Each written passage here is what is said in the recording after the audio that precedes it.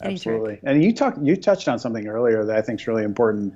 And I think it's really the third leg of the stool here is that you have to keep in mind, especially if you're bootstrapping this yourself and you haven't raised money, that you really only get, a couple of kicks at the can with this. So you have to be really careful with how you spend money. I think you can, think about spending your time very liberally, like we were just talking about, being out in those coffee shops and meeting with users as much as you can and having that prototype that you're showing to everybody. I think you need to be liberal there. But like cash is king and you cannot survive. No business survives running out of money. And I think being conservative and understanding even decisions about who you hire to do the design work. Like, do you have to hire the best firm in town, or can you hire, somebody that's, just a friend of yours, or even, a freelancer or something like that that gets you 70% of the design you want, but it lets you get out the door for 25% as much money or something like that. Just thinking about the economics of it, so that if you actually go a couple of turns and then at the end of it, you've got you find that thing, right? You start handing your phone over and people are like, man, I love this. Where do I get it? Now you've got some reserves to actually put into finishing the product off and getting it out to market. But what a lot of people do is they'll say, oh, I've got $25,000 that I saved over the last 3 years. And so they'll make the mistake of saying, I have $25,000 to spend on building the product. Yeah. And you really don't. Right. You really don't. You've got, half of that maybe to spend on it. And I'll even take that farther and say that I've talked to people and recommended, try to get it done for $500. And you can laugh, but what can you get done for $500? You can actually get an app template and tweak that's close to what you want it to do, and tweak some features and change the way it looks, and get at least that one or two thing that you want to do, the features, and get them out in the market, and make your mistakes with that app. Understand the market, understand the app store and what it takes to drive traffic to it, and get all those lessons learned really, really, really cheaply.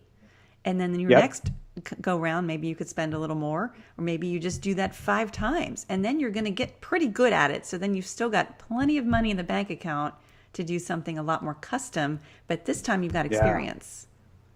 Yeah, and even going beyond that, I think it's, when you're in that where you've spent the $500 and you need to tweak something, right? So you've got that, you need to change this thing, you need to move these elements around on the screen. That's a great time.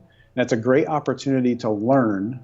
Going back to my first point of like educating, it's a great opportunity to dig in to the actual code of the app, especially if it's simple changes, and try to understand what's going on. How do I move this image from here to there, and can I do it? And I thought your point about what does it take to deploy to the App Store, and where's all of my code being managed? And if somebody, if the guy if the person that's working on this with me right now isn't available tomorrow, do I know how to transition this to somebody else? Yeah. And all of those kind of things, like, do I know how source code works? Do I understand what it takes to actually get the app built? And then do I understand what it's like to get that build up into the App Store? I think, particularly for your audience, understanding that process so that you're not beholden to somebody else that understands everything about what you're doing. And you're like, yeah, I don't really know. It just shows up. It's black magic. And all of a sudden it's in the App Store.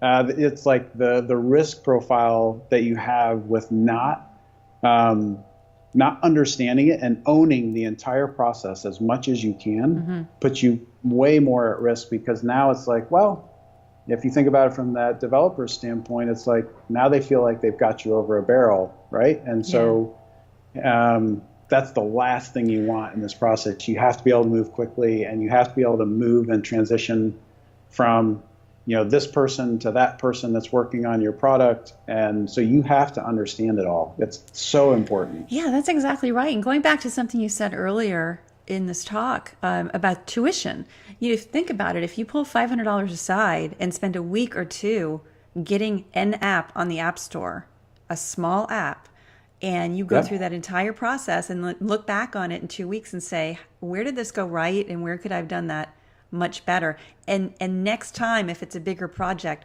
those problems that you have will be multiplied by 10 or 15 or 20 times. They're going to be so much worse than they were. They were just little road bumps, speed bumps, when you were dealing with a $500 2-week project. So you can really think of it as a cheap learning experience, as a crash course in how this works. Absolutely.